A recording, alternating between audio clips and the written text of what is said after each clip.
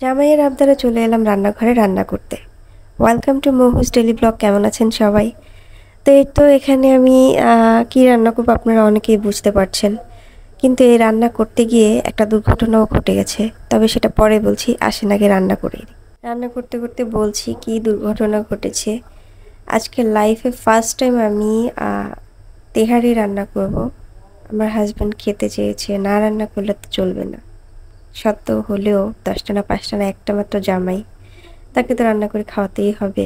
বেচারা আবদার করেছে। তো আমি ইউটিউবে অনেক ভিডিওই দেখেছি, সব আপুদের রান্নাই আমার কাছে ভালো লেগেছে, বাট আমার কাছে একটু কেমন যেন কঠিন মনে হচ্ছিল সেই রান্নাগুলো। কিন্তু আমি জাস্ট বেসিক যে নিয়মটা, সেই নিয়মটা দেখে নিয়েছি। এখন আমি আমার মতন করে রান্না করব। তো এখানে আমি প্রথমে একটু বেরেস্তা করে নিয়েছি। তো এখানে এখন আমি একটু দারচিনি, এলাচ, তেজপাতা, মশলা এগুলো দিয়ে নিলাম। তেহারির মশলার প্যাকেটে এই মশলাগুলো অলরেডি দেওয়া থাকে, তারপর আমি সামান্য কিছু দিয়ে নিলাম। তো এখানে আমি আদা রসুন পেস্ট দিয়েছি, সাথে কাজু, পেস্তা, কাঠবাদাম, আর সাথে হচ্ছে একটা কি মশলা যেন ছিল, ওটার নাম আমি জানি না। যদি জেনে থাকেন অবশ্যই আমাকে কমেন্টে বলবেন। আর সামান্য সাদা গোলমরিচও দিয়েছিলাম।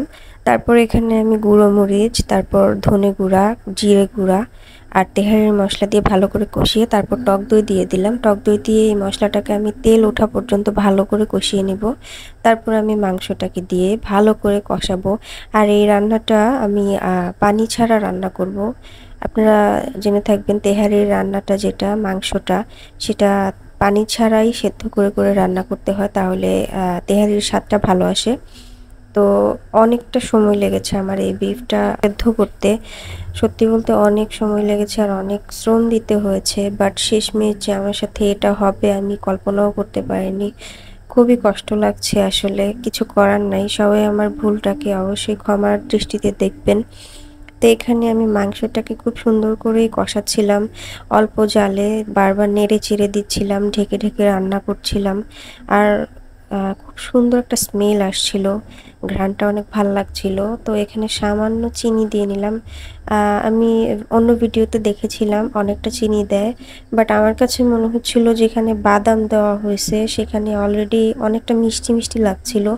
তারপর আবার চিনি দিলাম, সেখানে অনেকটা মিষ্টি লাগছে।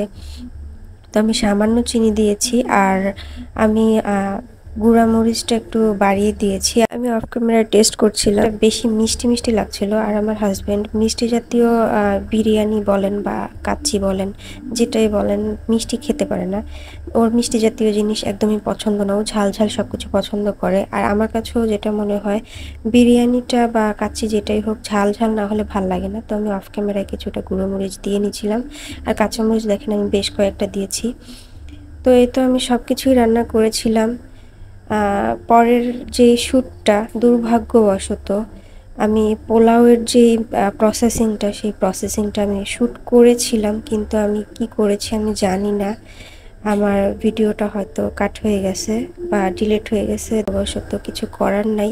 আপনারা সবাই আমাকে ক্ষমার দৃষ্টিতে দেখবেন। আমি এখানে কাউকে রেসিপি শেয়ার করছি না, আমি জাস্ট আমার লাইফের ফার্স্ট টাইম যে রান্নাটা করেছি আমি জাস্ট সেটাই শেয়ার করছিলাম।